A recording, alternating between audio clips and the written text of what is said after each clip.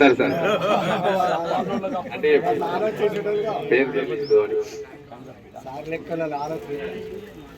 ఉప సర్పంచ్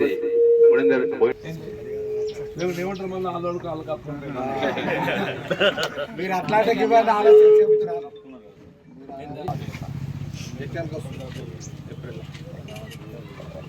కరల్లా మహేష్ గారిని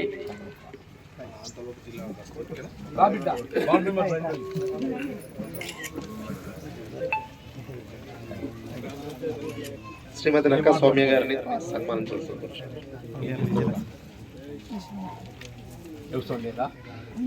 కొడిపల్లి మాధవి గారిని సన్మానించాల్సిందిగా కోరుతున్నాను. ఇప్పిస్తాం అందరికి మిషన్ పుట్టచ్చిన అందరికి మిషన్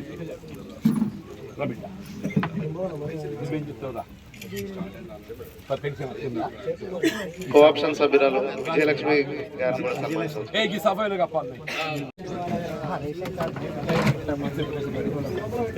సఫాయిలో కప్పాలి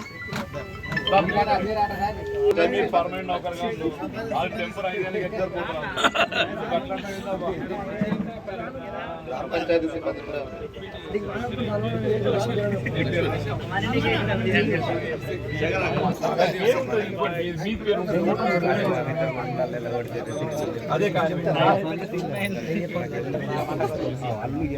అలాగే మా గ్రామ సెక్రటరీ గారికి కూడా సన్మానించాలని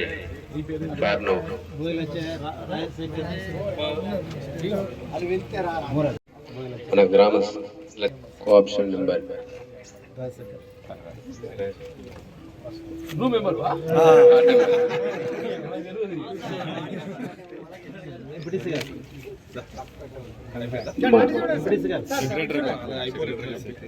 గ్రామ పంచాయతీ సెక్రటరీ మన స్పెషల్ ఆఫీసర్ గారికి కూడా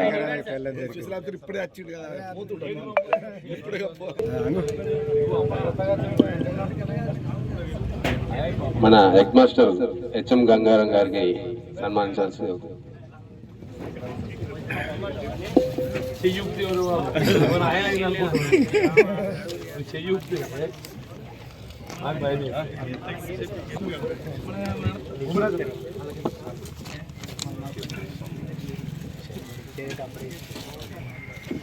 థ్యాంక్ యూ సార్.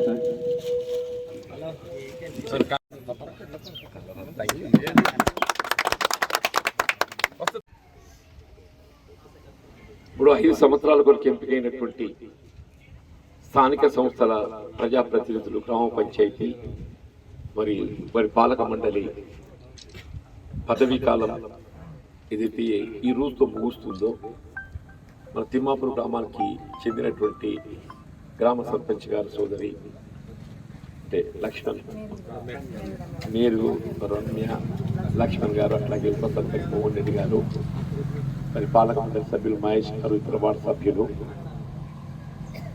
ప్రత్యేక అధికారిగా నియామకం చేయబడినటువంటి అరుణ్ కుమార్ గారు, ప్రధానోపాధ్యాయులు,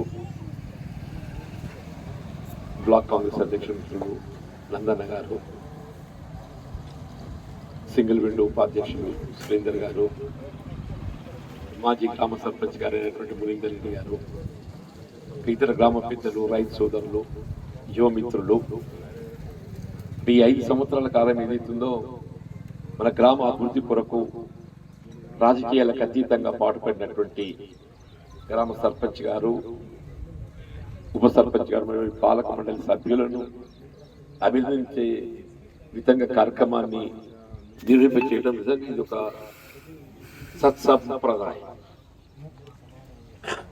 నేను కూడా మిత్రులందరూ కూడా హృదయపూర్వకంగా అభినందిస్తున్నాను. ఇవాళ గ్రామ పంచాయతీలకు ఎన్నికల నిర్వహణతో సరిపోయి ఎన్నికల నిర్వహణతో పాటుగా కావాల్సిన నిధులు కూడా సమకూర్చబడాలి. ఆ నిధులు సమకూర్చబడ్డప్పుడు మాత్రమే వాళ్ళ గ్రామాభివృద్ధి కొరకు ఆశించినట్టు అభివృద్ధి చేయగలుగుతాం. ఆ నిధులు సమకూర్చబడలేనప్పుడు ఏదైతున్నదో మనం ఆశించిన పనులు చేయడం సాధ్యం కాదు. మిత్రులు చాలా విషయాలు చెప్పారు, మా సీసీ రోడ్లు అని చెప్పని. నీటి సమస్య కానీ ఇతర ప్రధాన రహదారులే కానీ వీధి దీపాలే కానీ ఇవన్నింటి నిధులతో కూడుకున్నటువంటి ఒక అంశం అని చెప్పండి. ఈ నిధులు ప్రభుత్వం సమకూర్చాలి. ఇవాళ గ్రామ పంచాయతీ సంబంధించి పారిశుధ్యం కొరకు ట్రాక్టర్ కొనుగోలు చేసుకుంటే బాగుంటుందని ప్రభుత్వం సూచన చేసింది. మంచి ఆలోచన, ట్రాక్టర్ ఉంటే బాగుంటుంది. నిధులు ప్రభుత్వం ఏదైతే సూచన చేసింది, నువ్వు ట్రాక్టర్ ఉంటే బాగుంటుందని చెప్పాను. మరి ట్రాక్టర్ కొనుగోలు కానీ దాని నిర్వహణ కానీ దానికి కావాల్సిన నిధుల గురించి అయితే కార్యక్రమం ఉండాలి కదా. ఏమైతే ట్రాక్టర్ కొనుగోలు చేయమని సూచించిన మొత్తం గ్రామ పంచాయతీలకు అన్నింటికి ఈ ట్రాక్టర్ కొనుగోలుతో దాదాపు ఒక 10 లక్షల రూపాయలకు ఆర్థిక భారం పడ్డది. ఆ ట్రాక్టరు, ట్రైలరు, ఈ వాటర్ ట్యాంకర్ ఉంటే వాటర్ ట్యాంకరు, ఈ మూడింటితో దాదాపు 10 లక్షల భారం పడ్డది. ఈ 10 లక్షల భారం ఎవరు భరించిండ్రు? గ్రామ పంచాయతీ భరించింది. పని మంచిదే, కానీ గ్రామ పంచాయతీ నిధులు అనేది ఒక 10 లక్షల రూపాయలు ఈ ట్రాక్టర్కు, ట్యాంకర్కు, ట్రైలర్కు దానికి. అంటే నేను అనుకుంటా సార్ మీ మొత్తం ముట్టినో ముట్టలేదో నాకు ఏమన్నా ఇన్స్టాల్మెంట్ ముట్టినా అదే చెప్పంటున్నాయి. ఇప్పుడు ఆఖరి సర్పంచ్ దిగిపోయినాటికి అది మొత్తం దాని ఖండం అయిపోతుంది, దగ్గర పడ్డది. మళ్ళీ కొత్త వయసు వచ్చే సర్పంచ్ మళ్ళీ కొత్త ట్రాక్టర్ కొనుక్కోవాలి. కార్యక్రమం మంచిది, నిధులు ప్రధానం. ఇలా వాస్తవంగా అన్నాడు 73, 74 రాజ్యాంగ సవరణ. ఇలా రాజకీయంగా ప్రభుత్వాలు మారుతుంటాయి. ఇలా ప్రభుత్వం అనేది కొనసాగింపు. ఒక ప్రభుత్వం ఇవాళ గతంలో టీఆర్ఎస్ ప్రభుత్వం ఉండే, అది పోయి కాంగ్రెస్ పార్టీ వచ్చింది. కేంద్రంలో గతంలో కాంగ్రెస్ ప్రభుత్వం ఉండే, అది పోయి ఎన్డీఏ ప్రభుత్వం భారతీయ జనతా పార్టీ ఆధ్వర్యంలో వచ్చింది. పెట్టడమే కాదు, పని చూపెట్టడంతో పాటుగా వీళ్ళ గ్రామాలలో చేపట్టబడే ప్రతి అభివృద్ధి కార్యక్రమానికి ప్రధానంగా జాతీయ గ్రామీణ ఉపాధి హామీ పథకం నిధులే మనకు వినియోగం అవుతుందని చెప్పక తప్పదని చెప్పంటారు. వీళ్ళ డంపింగ్ యార్డ్స్ ఏర్పాటు చేసుకున్నాం, వైకుంఠ ధామాలు ఏర్పాటు చేసుకున్నాం, హరితహారం చెట్ల పెంపకం కార్యక్రమం చేపట్టినాం. మనం గ్రామ పంచాయతీ భవనాలు నిర్మాణం చేసుకుంటున్నాం, అదనపు పాఠశాల గదులు, మన ఊరు మనబడి కార్యక్రమం నిర్వహించుకుంటున్నాం, సీసీ రోడ్లు నిర్మాణం చేసుకుంటున్నాం, డ్రైనేజీలు నిర్మాణం చేసుకుంటున్నాం. ఏ కార్యక్రమం చేపట్టాలన్నా కానీ అన్నిట్లలో ఏదైతుందో ఈ జాతీయ గ్రామీణ ఉపాధి హామీ పథకం మిళితం లేని కార్యక్రమం వీళ్ళ గ్రామాలలో ఏది అమలు కావటం లేదు అంటే అతిశయోక్తి కాదని చెప్పండి. హరితహారం చెట్లు పెట్టుడు, గుంతలు తీసుడు, నీళ్లు ఊసుడు జాతీయ గ్రామీణ ఉపాధి హామీ పథకం చెప్పంటున్నా. గ్రామ పంచాయతీ భవన నిర్మాణం జాతీయ గ్రామీణ ఉపాధి హామీ పథకం చెప్పంటున్నా.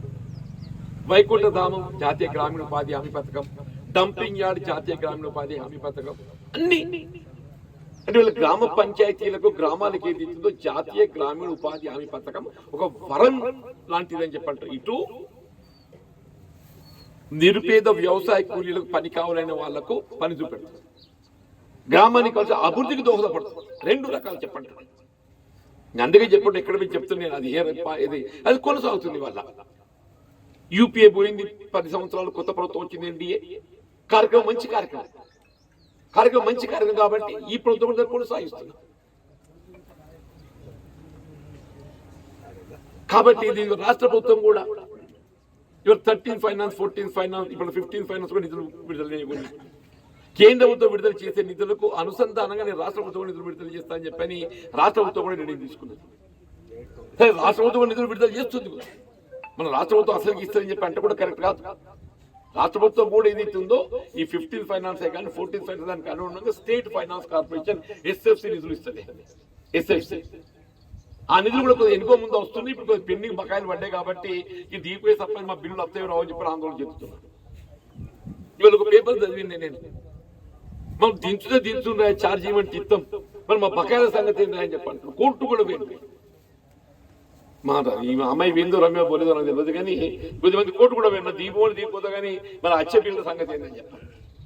4000 కోట్లు అవ్వాలి, మీకు 4000 కోట్లు అవ్వాలి మొత్తం రాష్ట్రంలో చెప్పండి. దయచేసి మీకు రావాల్సిన నిధుల గురించి మీరు ఆందోళన చెందకండి. మీరు ఎన్నికైంది కేవలం 5 సంవత్సరాల కొరకే కాబట్టి తప్పనిసరిగా మీ బాధ్యతల నిధితో ఈ రోజు నుండి మీరు ఉపసంహరించుకోవాల్సిందే. కొత్త అధికారి వచ్చి ఆయనకు అప్పగించాల్సింది.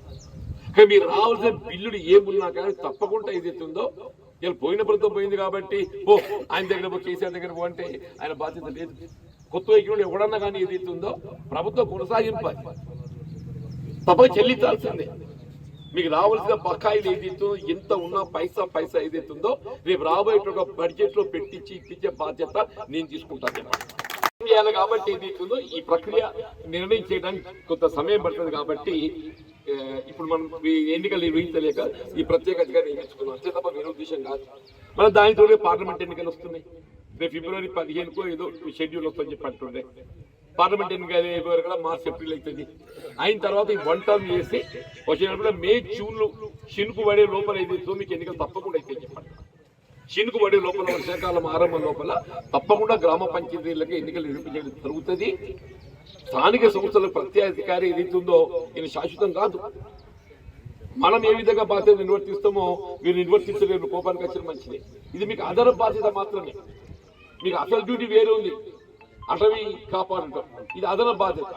మాకు ఇక్కడ పూర్తి స్థాయిలో ఎంపీ కాబట్టి ఒక స్థానిక సంస్థ ప్రతినిధులు ఏ పార్టీ అయినా కానీ వాళ్ళు అయినప్పుడే గ్రామాల అభివృద్ధి అవుతాయని చెప్పండి. మరి ఎమ్మెల్యేగా ఎవరు గెలుస్తారు ఏంటని ఎవరు గెలిచిన పని చేయాల్సిందేనే. ఇప్పుడు ఇక్కడ మిత్రులు సంజయ్ గారు గెలిచిన వారు చేయాల్సిందే, ఎవరైనా పని చేయాల్సిందే. ఎన్నికల్లో ఏదైతుందో గెలిచే అభ్యర్థి బాధ్యతతో పనిచేస్తాడు. చెవుడు చెప్పని అనుకోవద్దు. మన ప్రత్యేకత మాత్రాన వారికి అవకాశాలు ఏ మేరకు లభిస్తాయి, చేయడానికి అవకాశాలు ఏ మేరకు లభిస్తాయి. ఇవాళ ఏదైతే అప్పుడు అదృష్టం కొద్దిగా ఆర్ఎండ్బి మంత్రిని అయింది. ఏది 2004-9 మధ్య కాలంలో నాకు అదృష్టం కలిసి వచ్చింది. మీరు కూడా ఎవరు అనుకోలేదు మనం బైపాస్ కింద పెద్ద రోడ్ అవుతుందని చెప్పాను. ఎవరు రోడ్డు అడగలేదు చెప్పంటున్నాడు. తాటిపల్లికి వెళ్ళి మొదలు పెడితే ఏదైతుందో అంబారిపేట అంతర్గామకి వెళ్ళి దరూడ్కి వెళ్ళి ఏదైతుందో నర్సింగాపూర్ బంజర్పల్లి మూతకి వెళ్ళి ఈ రోడ్ అంతా అవుతుందని చెప్పని ఎవరు అనుకోలేదు, మీరు అడగలేదు. నాకు నాకు అనుభవంతో ఏదైతుందో ఇప్పుడు ఒక రోడ్డు కొత్తగా వేయాలన్నా భూసేకరణ కావాలి. భూసేకరణ కొంత ఇబ్బందికరమైన భూమి కోల్పోయేటప్పుడు బాధపడతాడు. ఇప్పుడు వేసిన రోడ్డు అంతా ఎక్కడ ఒక్క ఇంచు భూసేకరణ లేకుండా ఉన్న కెనాల్ రోడ్డు వేసింది కాబట్టి అలగా వేయగలిగింది. భూసేకరణ ఉండి చేసుకున్నప్పుడు సాధ్యం కాకపోతుంది.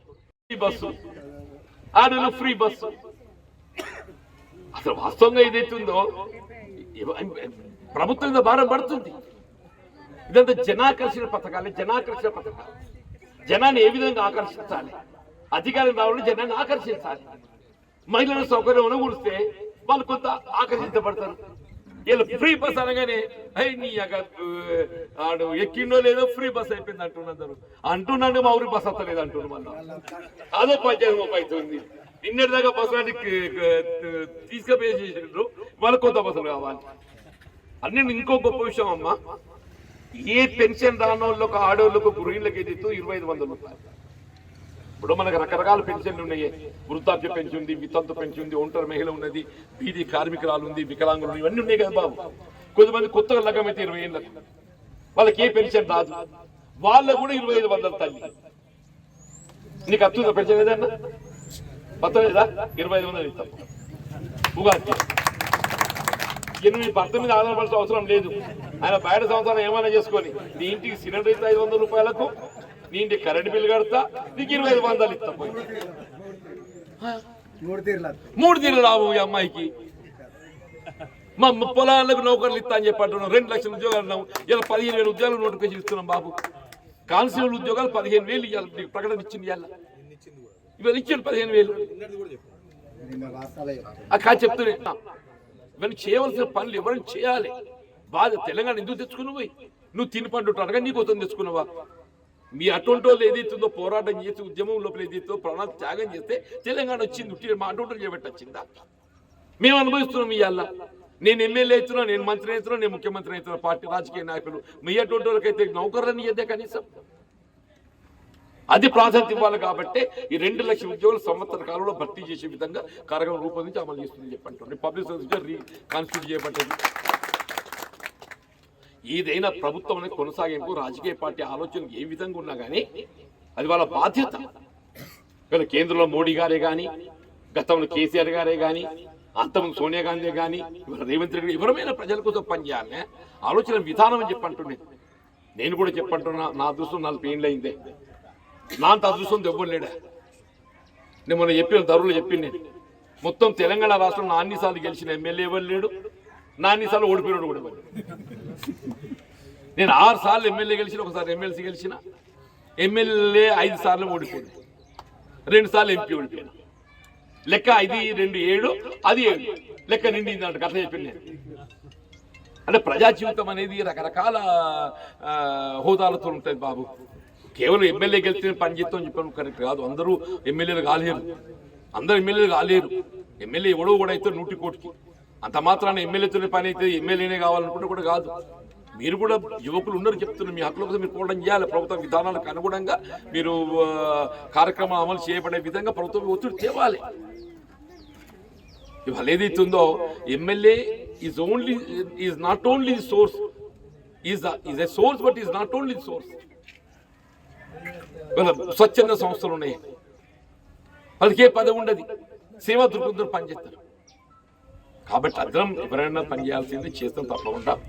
ఇలా నిజంగా అంటే ఇది లక్ష్మణ్, రమ్యను, మోహన్ రెడ్డిని, మహేష్ను అభిమానిద్దామని రాలేదు, అందరినీ కలుసుకునే అవకాశం వస్తుంది కాబట్టి ఇక్కడికి వచ్చి ఇవాళ హైదరాబాద్ పోయటం అనేది ప్రత్యేకంగా రావడం జరిగింది. భవిష్యత్తు ఇక్కడ అవసరం లేదున్నా కానీ రాజకీయాలకు అతీతంగా మీరు దృష్టికి తీసుకుని తప్పకుండా పరిష్కారం చేయాలి.